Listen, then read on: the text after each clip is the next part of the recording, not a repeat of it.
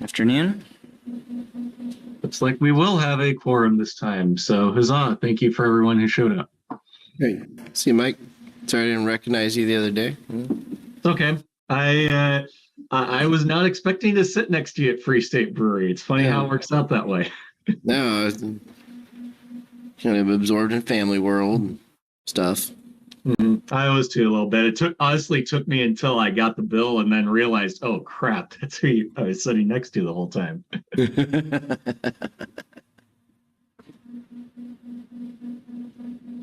Well, we are officially at 4:10, and including myself, I count 5 PTAC members. So I believe that we're ready to call the meeting to order. Is that Andrea there? Yes. Andrea, could you go through the rules of engagement for this meeting and then take roll call, please? Yes, I can. Good evening, everyone. My name is Andrea Lynch, Transit Planner 1, Lawrence Transit. I am here with Adam Weigel, Transit and Parking Manager. He will work alongside Mike Wazakowski to facilitate the meeting proceedings. This meeting is being recorded and broadcast on the city's YouTube channel and public access cable channel 25. During the meeting, when you are not participating, please mute yourself by clicking on the microphone icon found in the lower left-hand side of the Zoom menu. In some cases, we may mute or unmute people as needed to minimize distractions during the meeting. Please remember to state your name and title for the benefit of those listening remotely. If you are participating by phone, you can click *6 to unmute your phone, and I will do roll call. Lance Fay. Here. Austin Stifler. Here. Mike Wazakowski. Present. Foster Spicinger. I do not see them on the call. Alan Ackland. Here. Gregory Critchlow. I do not see Greg on the line. Bill Wilson.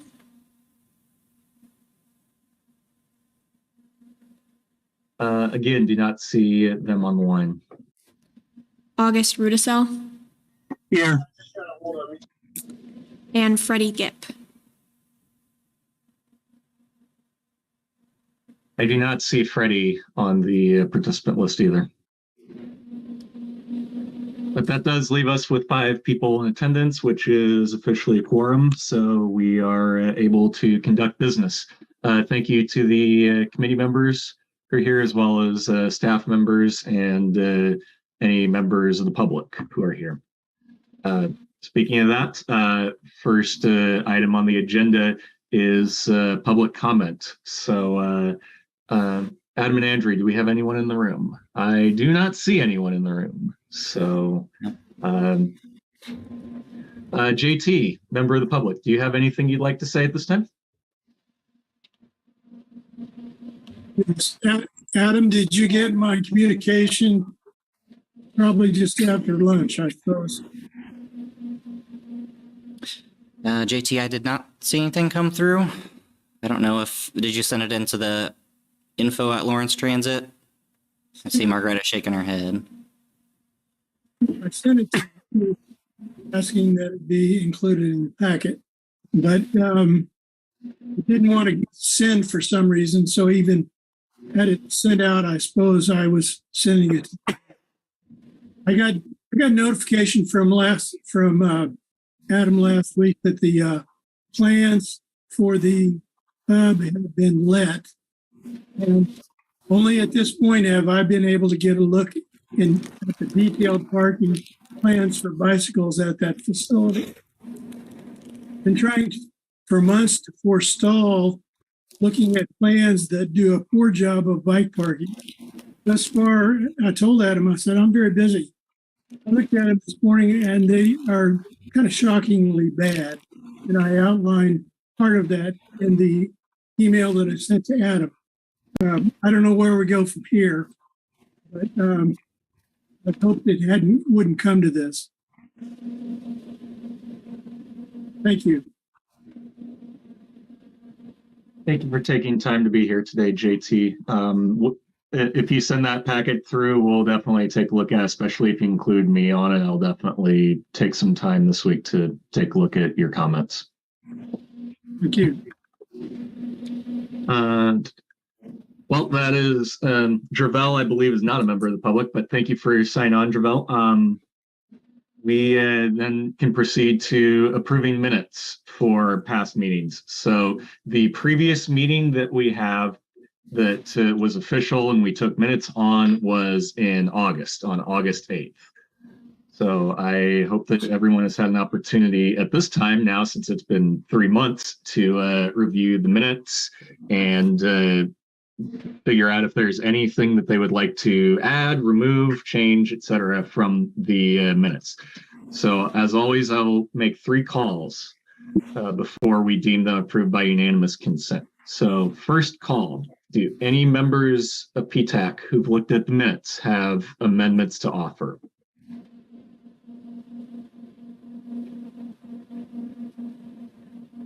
Second call, do any members of PTAC on the line have amendments to offer to the minutes from the August meeting?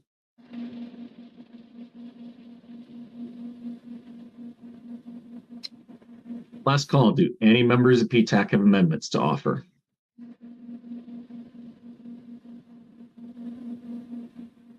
Okay. Hearing none, the minutes from the August 8th meeting are deemed approved by unanimous consent. We also took minutes from the meeting we held last month in October. However, because that was not an official meeting, as we didn't have a quorum, I don't think technically we have to approve it because it was an official meeting. Adam, does that sound right to you? Yeah, that's correct. So we included the notes here labeled as notes for your information, but don't have to officially approve this. Thank you very much, Adam. So PTAC members, please feel free to look at the minutes. We did have some fruitful discussions last month. Proceeding on in the agenda, at this time, we do not have any regular agenda items that require an action on our part. So next item is to jump to PTAC member items. So do any members of the committee here have things that they would like to discuss? I believe Lance does, if I remember right. But I want to open that to the entire committee.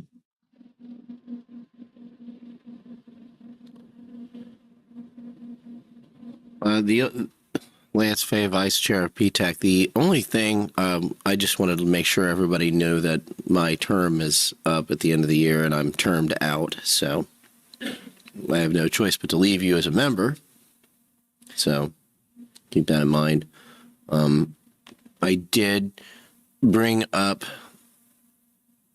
some concerns about reroutes and timing of routes and stops and safety with a lot of construction going on, but I don't know how much of a discussion item that can be in the PTAC realm. I think that's a little bit more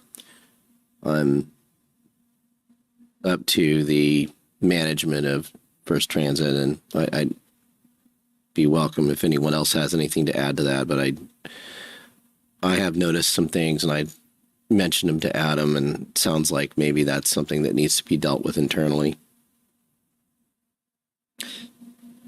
I'll jump in with a couple of things. I guess this is an interesting forum to do this in, Lance, but I did check on the status of your of reapplication. And because you started in a partial year in your first term, you are eligible for another term if you'd like to apply. So keep that in mind. And this will be a good message for the entire group or members of the public. So certainly if there's challenges out on routes or with stops or issues with timing, really the customer service email and phone number are the best way if you experience something with a specific route or bus to get that targeted information to those, getting it back to the right bus operator and the operations managers who can make some corrective action. Certainly if there are things that you all or members of the public experience happening over and over again and corrective actions not being taken, that would be an appropriate time to ask for my assistance, redirecting First Transit to operate how we need things to operate. But just keep that in mind with really any operations or customer service issues. That direct line of contact is best for kind of individual things you notice out there. But any kind of recurring challenges that are happening, we can certainly do some redirection with our oversight of First Transit. So let us know how we can help.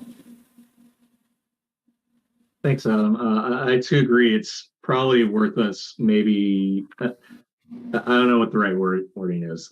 It's definitely worth us leaving that in your hands for the most part in terms of specific decisions on rerouting in case of construction and whatnot. On the other hand, it may be helpful for us to look at a general policy of how we handle reroutes, because we're always going to have construction at some spot in the city. So at some point, our routes are going to be impacted by that. They're going to change how our riders and how our drivers handle the transit system in their day-to-day business. So I think it may be worth us saying on next month to talk about, is there any kind of policy that we can talk about how we change routes? I don't have a good answer for right now, but it's worth discussion, I think. Yeah. Happy to walk through our process next month. Lance Fay, Vice Chair, PTAC. I think that if we were going to discuss that, I would say communication channels would be an important thing. So when there is a reroute, how that's communicated directly to riders, what's the role of the driver, and on the road management, communication with the riders, where are safe places and not safe places to stop. Those kinds of things could perhaps be discussed, because I think that's where I'm noticing a bit of a disconnect and an inconsistency. And so that might be, should we want to discuss that? That would probably be the angle that I would take to it.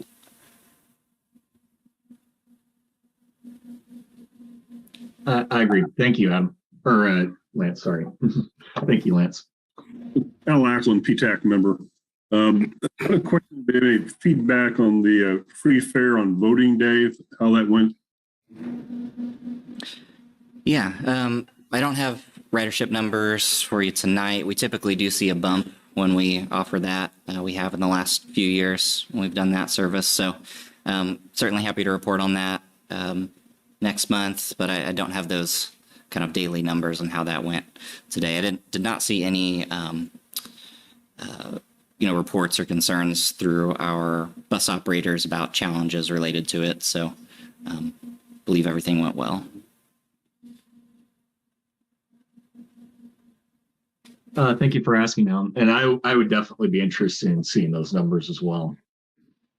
Do any other members of PTAC have issues that they'd like to talk about, or things that they'd like to bring up during this meeting or December's meeting?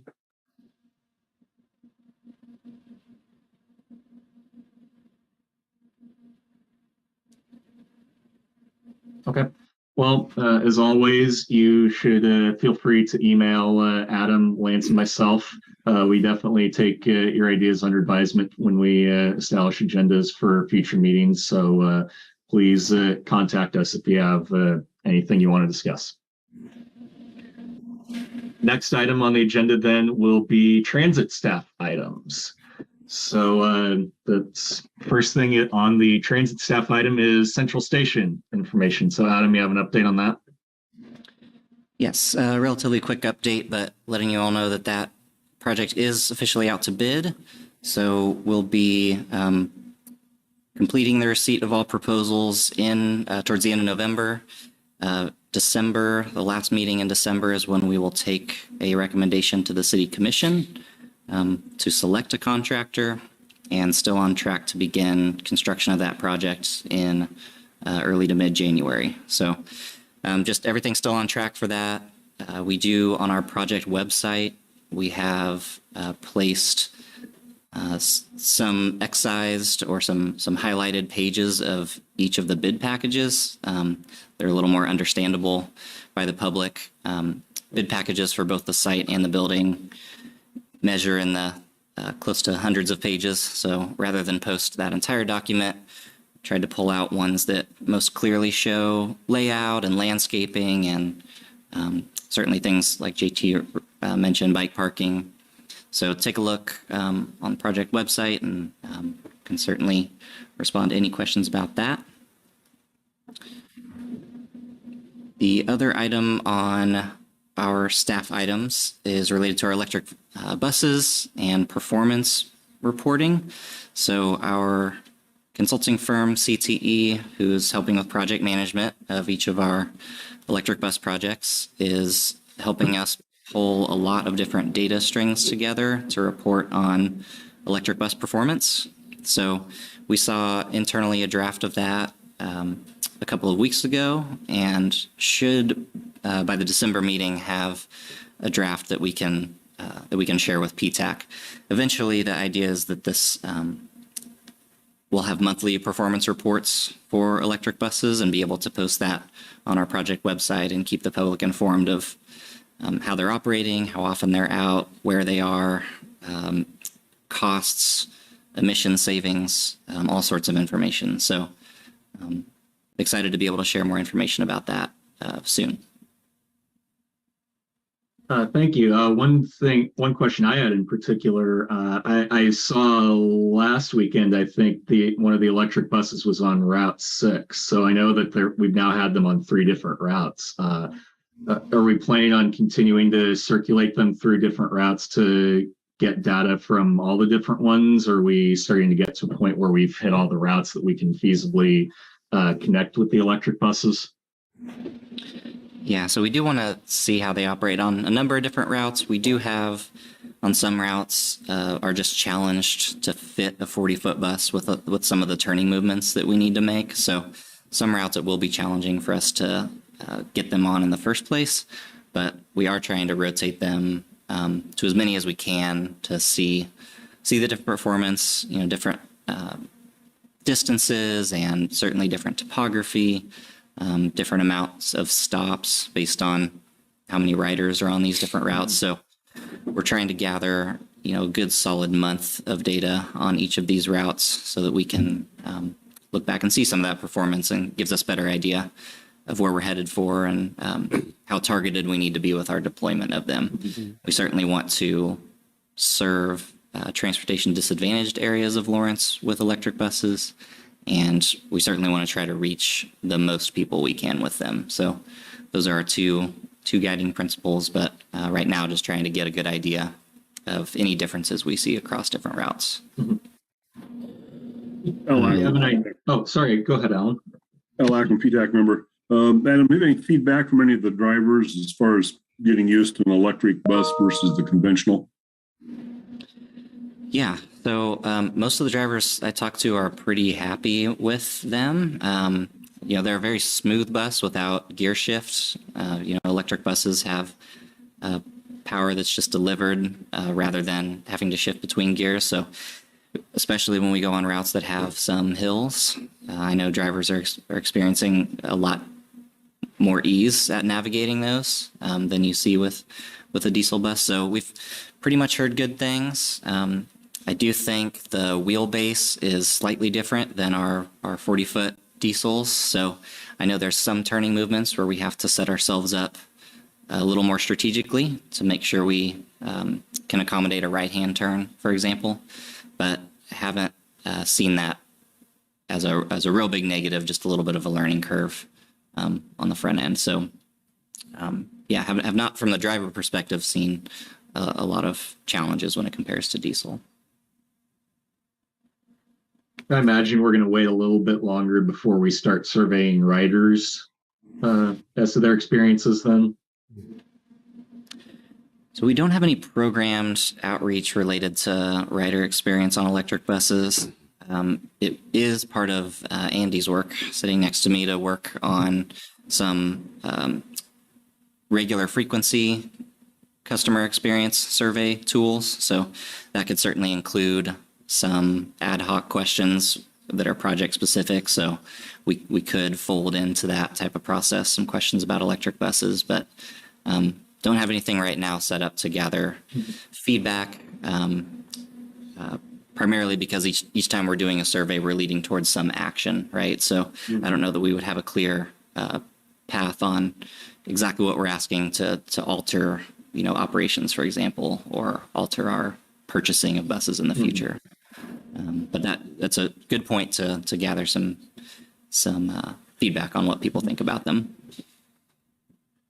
Lance Fay, Vice Chair PTAC. Question, just without getting too deep into it, I'm curious to know how well that the electric buses are doing on getting through a full day or a full shift of the day.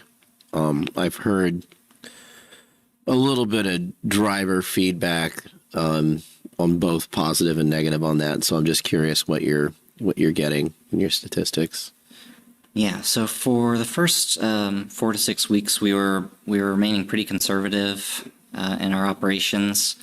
Had no problem operating a full driver shift. So on a typical route, we'll have a driver shift that's just about 8 hours, and that's followed by a shift that's about 6 hours. And so in early operations, we were swapping. That second driver that comes on shift was just bringing a new electric bus with them. And so those first buses that were out for an 8-hour day, they would go about 100 miles, and they would come back to the shop with about 45 to 50% battery still. We've been pushing that farther as of late and are having a lot of our buses, our electrics, go about 3 hours shy of a full service day.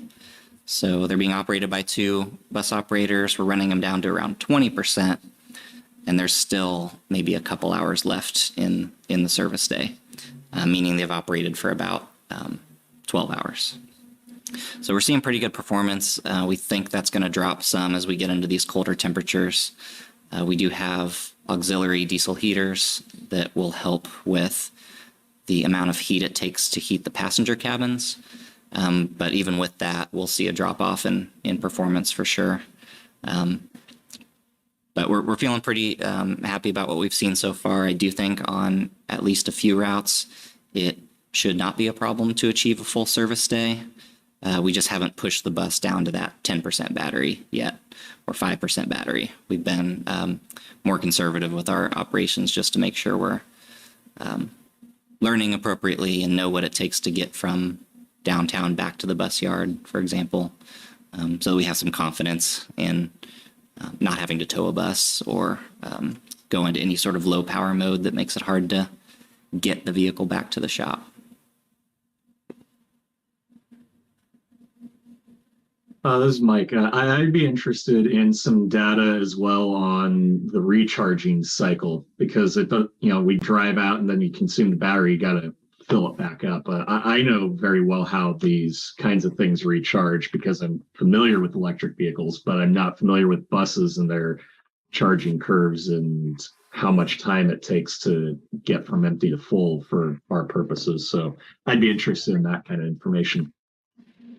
Same as me. This is August. I also want to know what the manufacturer but what information they provide regarding temperature effects on the batteries.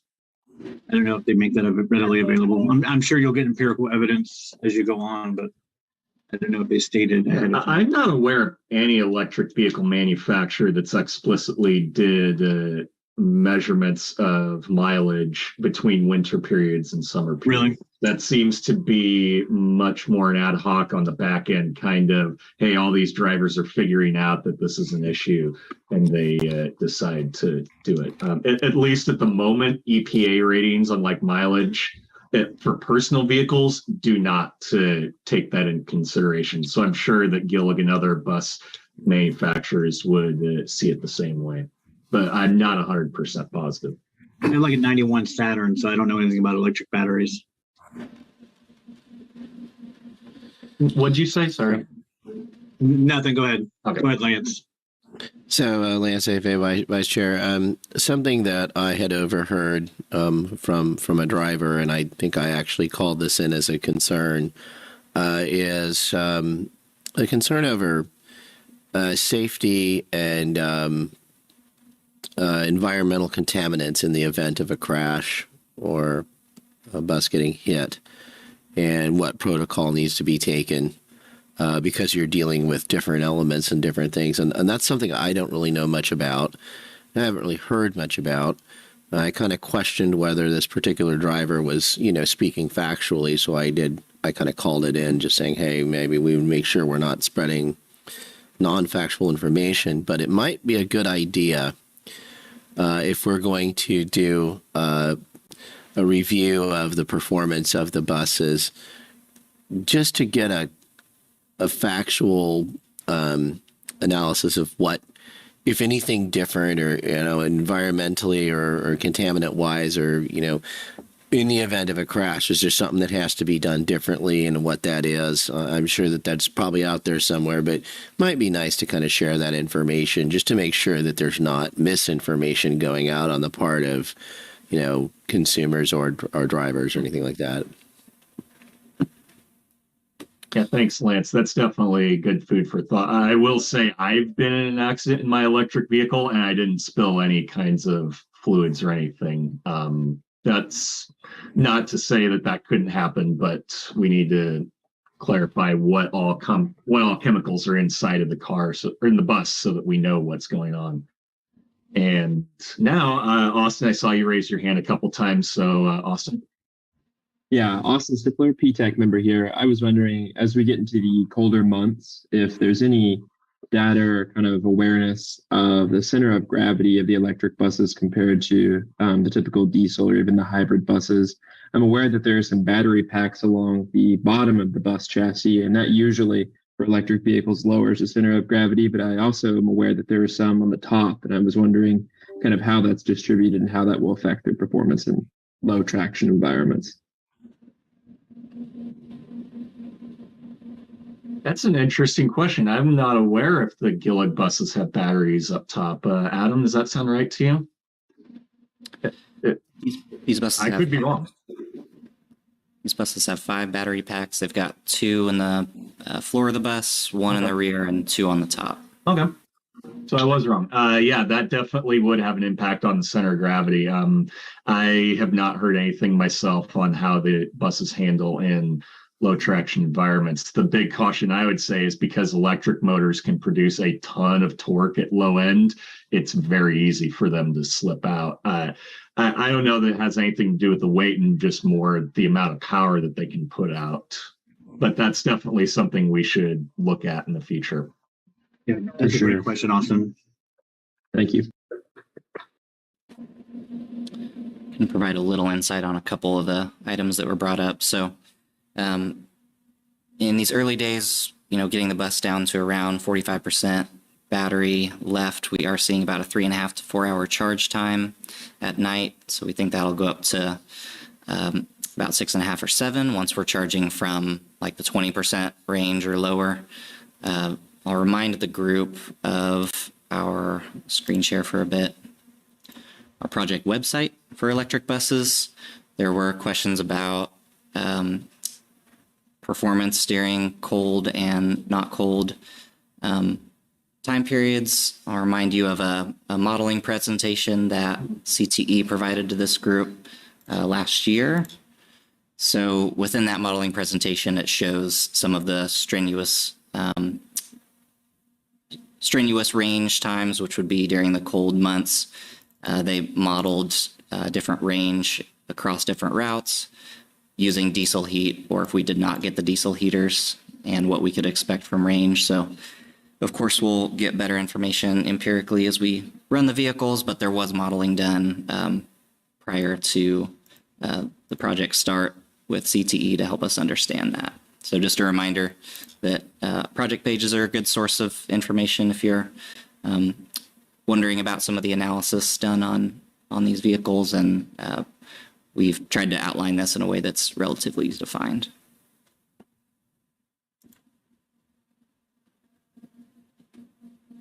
Thank you for that, Adam. Very fruitful discussion, everyone. Thank you, committee members. Before we break off of this, does anyone have any further comments, questions, concerns for today on that?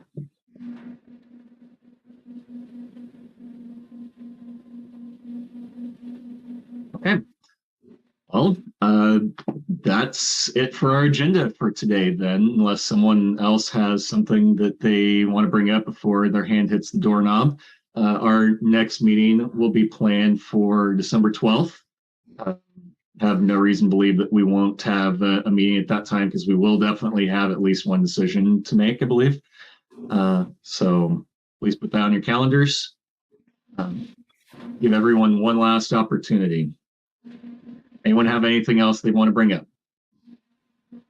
before Lance gavels this out officially, apparently? Okay. Hearing that, we're adjourned. And thank you very much for coming here today. And we'll see you in a month, everyone. Meeting adjourned. Thanks. Thank you all. Thanks, Adam. Thanks, Mike. Thanks, Adam. Thanks.